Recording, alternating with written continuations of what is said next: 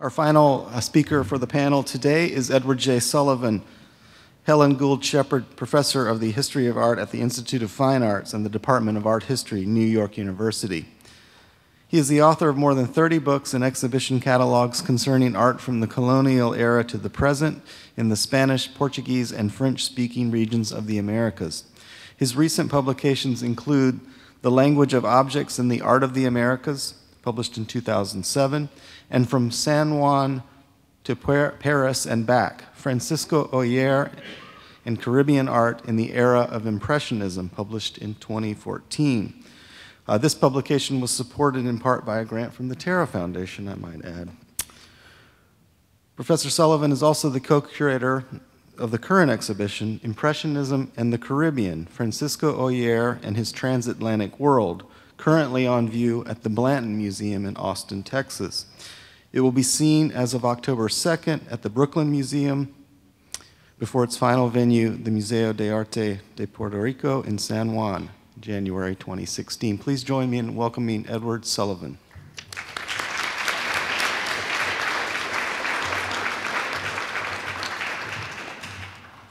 Thank you very much. And of course, I'm thrilled to be here. And it's a very beautiful day, and we are all we're part of a living landscape, looking out at this partly man-made, partly God-made landscape. And I think we should all be very thrilled for that. On the other hand, it's also a very sober day, because we are thinking inevitably of the terror, horrible activities in Paris that happened yesterday, and so many of our friends and colleagues are in Paris affected by this, either directly or indirectly.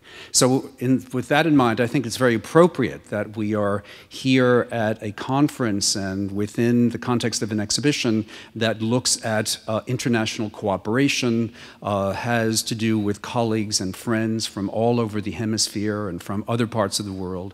So I think it's probably this sort of activity that is most productive as academics and intellectuals to counter the negative things that we're also very much aware of and highly touched by. So I'm going to speak about the Caribbean. And this, I think, is a place that is integral to our understanding and integral to the undertaking at hand, this spectacular exhibition. And I so much congratulate the three curators and the very perspicacious, forward-looking director and curators of the Crystal Bridges Museum who agreed to take the exhibition. I've been now twice to Bentonville, and I think it is a miraculous undertaking, and I congratulate everyone who has created this wonderful place for art in a region that attracts so many visitors. I was immensely gratified when I was first here a year ago on a very dreary midweek, when I could hardly even make it in the door. I mean, it was much more crowded than MoMA on a day in mid-October. So I think that's fantastic. What I'm going to talk about now is the Caribbean, the point of encounter of the earliest era of colonial activities in the New World. And I'm going to concentrate on 4 points, in a way, disparate points. But let me just preface my remarks by a couple of introductory remarks before I show you a picture.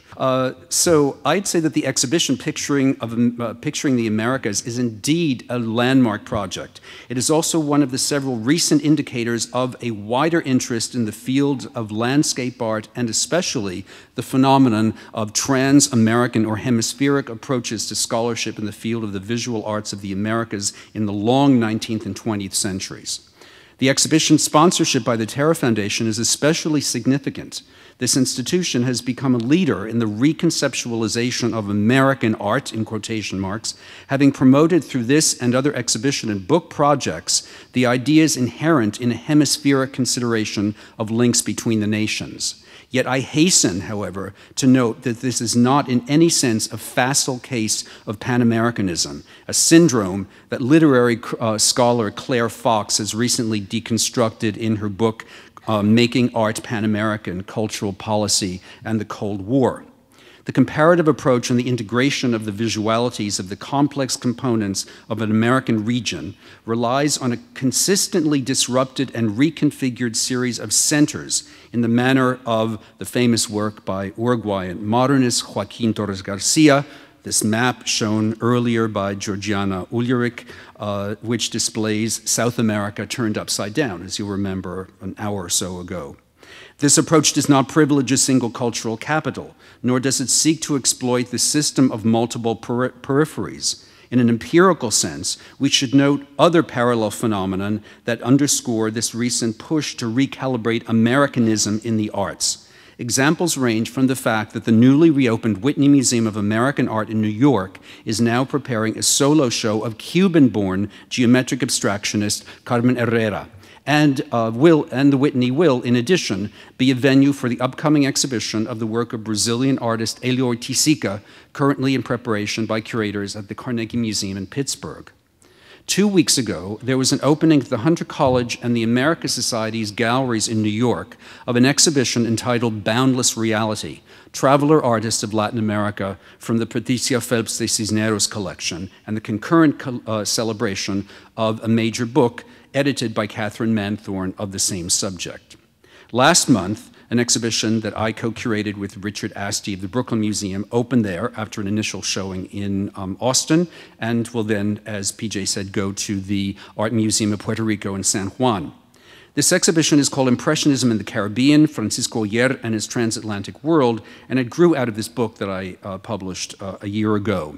All these events and others, these various exhibitions and books happening at the same time, I think are very interesting signals in a shifting in scholarly and curatorial priorities within the vast range of the arts of the Americas and the way they are researched and displayed.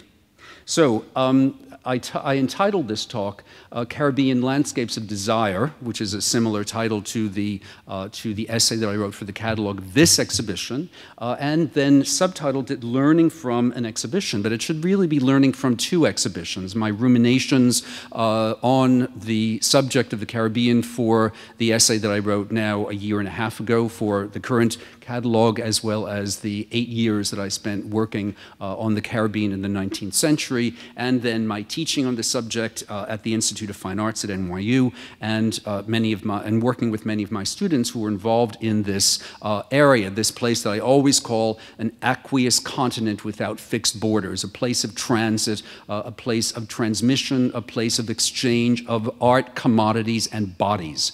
And thus I have chosen to make 4 particular points. When I received the invitation for this panel, Land, Icon, and Nation, I was specifically asked to present a provocative, if not totally polished paper about ideas that came out of my thinking, and traveling very extensively to the Caribbean, which has been my preoccupation, literally, for the past 8 years. So I decided to return to certain and reflect on certain themes that I dealt with in both projects, as well as other projects that I've been involved in the Caribbean, in which I talk about landscapes of desire, to underscore the constant presence of the many cliches and stereotypes against which anyone working in the Caribbean context must be aware and must try at all costs to combat.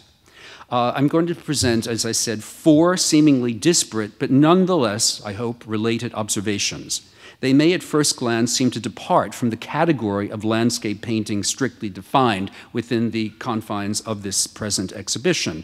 Nonetheless, although my colleagues here have done the same thing, departed from this strict view of the landscape, I hope that in the aggregate of the 4 categories that I will talk about, there will be, in a positive way, an opening up of discussion for the present panel to communicate with you at the end, and I will try to be terse and somewhat restricted in my and not try.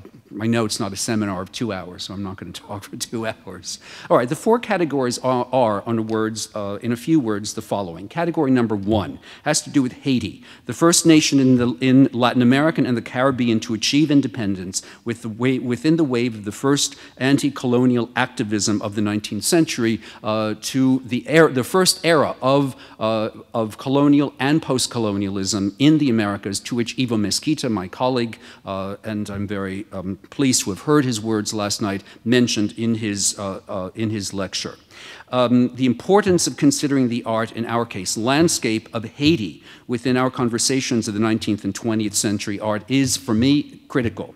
Haitian art is inevitably misconstrued to mean the effects of the, or to suggest the effects of the market-driven encouragement of the so-called naive or intuitive arts of the beginning of the mid-20th century, when in fact there is a very rich mine of material to be investigated within the parameters of today's conference, that is to say the long 19th century. And the first image is actually a work that has very much to do with Haiti.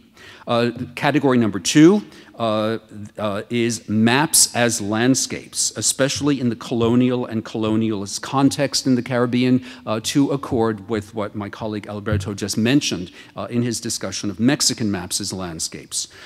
Category number 3 is the singular meanings and iconography of trees within a broader discussion of the arts of the Americas. And 4, category number 4 is still life as landscape. So think Haiti, maps, trees, and still life as we proceed. All right, here we are looking at the first image that has to do with, and will be the only image that I have, that has to do with Haiti.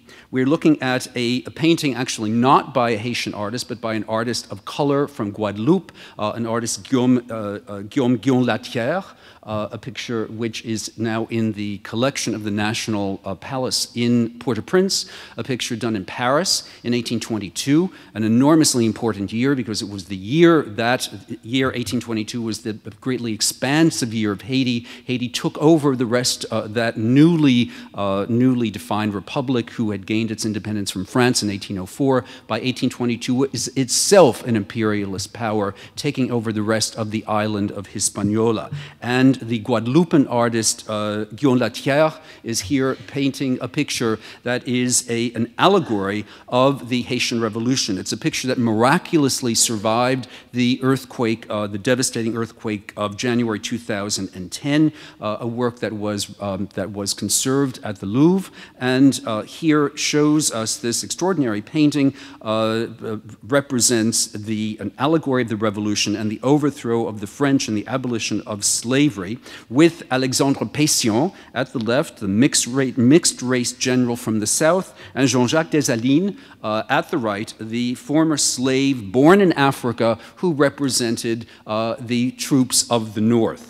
The picture is about accord, is about a coming together of the troops of the North and the troops of the South to defeat the French. All right, that's the main purpose. What has never been commented upon in this monumental painting, which for many years hung in the cathedral at Port-au-Prince, is the landscape. And this I want to just use very momentarily, to suggest that within our conversations about the Americas, Haiti should always be a part of these dialogues. It is so often left out. It is so often thought to be a place where in the 19th century there was nothing but post-revolutionary malaise. It is hardly true at all, and there was a very great and very important commerce and interchange between Europe and Port-au-Prince and other places like Jacmel and other parts of the country where schools of art were being formed to create a very lively artistic scene, which included very interesting examples of landscape. And I simply wanted to underscore that behind Pétion at the left, who is the mixed-raced general with his black doublet and his white breeches, and Dessalines at the right, the black triumphant general from the north. Behind them, behind Pétion, is the landscape of the watery region in the south where Port-au-Prince is located, the harbor, the suggestion of commerce, the suggestion of trade, and the naval battles. And at the right, the landscape behind Dessalines speaks to us of l'Haïti profonde, profound Haiti, deep Haiti, mountainous Haiti, which came together with the landscape of the south and with the troops of the south and the people of the south to create a united front against France, and finally was victorious in 1804. So I think the subject of Haitian landscape within the Caribbean has never really been treated. I hope that it would be. These are just sort of aperçus. These are sort of ideas to carry our scholarship forward. And certainly looking at Haiti and looking at the importance of landscape in that tradition is number one on my list. Number two on my list, maps as landscapes. Within my looking at a very, very wide variety of art done in the Caribbean and about the Caribbean in the late 18th and through the early 20th century, I keep seeing the recurrence of the presence of figures holding maps. And I simply wanted to insert this within our discussion of the wider variety of manifestations of landscape art. And I'll show you simply very quickly, three images that speak to us quite directly of this. We're looking here at a work by Puerto Rican artist Jose Campeche, himself born a slave and developed one of the most brilliant careers as a painter of religious subjects and painter of portraits, many of them set within landscapes in the late 18th and early 19th century. Here he's showing Governor Miguel Antonio Ustaris, who is one of the principal and most enlightened Spanish governors in late 18th century Puerto Rico. And here, Ustaris is shown holding a large map of the city of San Juan. It is Ustaris who was the architect of the modernization projects in San Juan. We see in the back street pavers. The streets are being paved. Sanitation projects are being carried out. And he is holding for us to see the map of the city and the surrounding areas that he himself is responsible for in terms of modernization and for terms of literally mapping stone by stone what is happening in the new modern world of the Hispanophone Caribbean at the time. A picture which you might think would be completely unrelated to our subject, but is integrally related, actually is in the exhibition that is at the Brooklyn Museum, is the Anglo-American Benjamin West, who is here painting an earlier 18th century figure who is Peter Beckford, a great and notorious landowner and slaveholder in Jamaica. And here we have him holding a map of his Roaring River estate, an estate which produced massive amounts of positive economic well-being for Britain, literally on the backs of enslaved peoples from Africa and from African heritage. So he literally holds this, almost crushes the map in a sense of ownership and a sense of demonstration of his land-owning prowess. And the third of these many map as landscape examples which I have chosen to show you is a quite extraordinary picture by the Puerto Rican artist Francisco Oller, who is here showing the architect of the Spanish-American War, the person responsible for the passing of Puerto Rico and Cuba, and in the Pacific, the Philippines, the last of the three major Spanish colonies of its empire, to American hands. William McKinley, who in a picture only very recently rediscovered after being lost for over 100 years, is shown grasping and almost crushing a map of Puerto Rico in his right hand, the hand of power. It is inscribed with the date of the American invasion of Puerto Rico, the 26th of July, 1896, and he is here demonstrating this sense of ownership. And as a matter of fact, the painter Oller, who never actually went to Washington or knew McKinley, is painting this from a photograph that appears in a book called Our New Neighbors, a triumphalist volume published shortly after the war that speaks about the new possessions of the United States in the Pacific and especially those in the Caribbean. So I leave you to make your own ideas about these very obvious portraits, really, portraits, landscapes of maps within our context of the Caribbean 19th century. So trees, category number 3. In her essay for the Trees. Let me go back to trees. Okay, the iconography of trees, and here I'm showing you a painting by Jean-Baptiste Vernet, who was active in Cuba and created some of the first concretizations of history of the early history of colonial Cuba in a place called the Templete in Havana on the Plaza de Armas, a building done in ancient classical style. The iconography of trees is critical in our discussion of the meanings of landscape.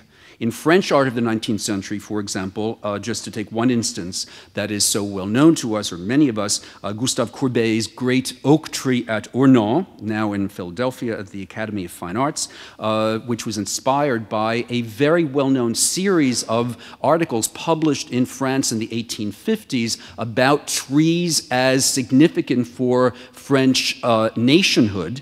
In the Americas, we see these natural elements often assuming a highly charged signification according to their type and their use by artists as setting for important events. Here, for example, the first Mass in Cuba by Vermeer, French neoclassicist exiled to Cuba following the fall of Napoleon's government, first director of the Academia de San Alejandro in Havana. He is best known for this decoration, as I said, of the Templete, here showing the first Mass said in Cuba on the site of a ceiba tree that grew in the place that becomes the Plaza de Armas, the center place for the Spanish presence. It is imposed upon the ancient Taino ground of worship under the ceiba tree or silk cottonwood. A ceiba tree is a sacred tree in the Antilles. It is a sacred tree for the Maya. And very often we have this sort of cross-cultural occupation, as it were, and co-optation of particular types of trees within landscape painting, which, unless we know what the code is, we would not quite be so certain that this had such a specific cultural meaning, as it does also here in a painting which might nominally be thought of as an impressionist-related, very beautiful painting by, again, Francisco Oller, the Puerto Rican artist. Nonetheless, it is a very specific tree, it is a very specific place, and it speaks, as Oller very often does, as Caribbean artists, as American artists often do in landscape terms, of a specificity that is integrally related to the types of natural elements that they choose to paint. The old ceiba tree at Ponce is still alive. It is at least 700 years old. It is it is located in a public park in Ponce, and it is a place where, like the ceiba tree that is now in Cuba, or in front of which the first Mass in Cuba, painted by Vermeer, was done, is a sacred Taino or indigenous people's site of worship. That is, without doubt, very much at the heart of the representation of this European-trained artist who spent 20 years in Europe, coming back to Puerto Rico and regaining a sense of place and a sense of possession for himself that connects the past, the indigenous past, and the modern and very ambiguous future at a time just before the Spanish-American War, with a passage of the colonialist status quo from a Spanish to a North American hegemony. We also have, also by Oller, in a painting that was very beautifully described by my colleague at New York University, Linda Nochlin, who, in her discussion of Oller's Puerto Rican landscapes in an article that she wrote in the 1980s about Oller, Cézanne, and a sense of place, she looks at this sense of place as described by images such as this, such as the royal palm. Now, let me just go off on a slightly different, in a slightly different direction for just a moment, but based again upon trees in the larger sense of landscape ideation, and the ideas that trees and plant elements can be used in their most reduced iconic form to communicate things that everyone recognizes about nationhood. In her essay for the catalog of the exhibition of this show, Catherine Manthorne cites the National Coat of Arms of Peru, which appears as the central motif on its flag, containing the chinchona or quina tree, the source of medicinal healing. Reading this and thinking about trees as landscape allowed me then to think about trees within the concept of national flags and national emblems, and references to trees on flags as highly distilled emblems of nationhood. And they are, in effect, and we're looking here at the Haitian flag, landscapes that in one instant recognizably flash for us, for the citizens of a given country, representing the essential quality of belonging, as well as the models of aspiration of a people. Here on the Haitian flag, we have a royal palm with a Phrygian cap, in itself a co-optation of the French revolutionary headgear for purposes of representing liberty and freedom from French oppression. And then it made me think of the Mexican national flag. And we saw in the last presentation a variety of representations of the foundational myth of the Aztec nation, the serpent in the mouth of an eagle who is perched on what one nominally could call the tree, the cactus tree or the cactus plant that was found in the middle of the Valley of Mexico and ultimately becomes the flag that represents in the most, I think, iconic possible way Mexican nationhood and the aspirations for being of a given people. And finally, this rumination on trees as flags, of course, leads me to the Canadian flag adopted in 1965, which is in itself a landscape rendering the national symbol as virtual landscape of Canadian identity and self-projection.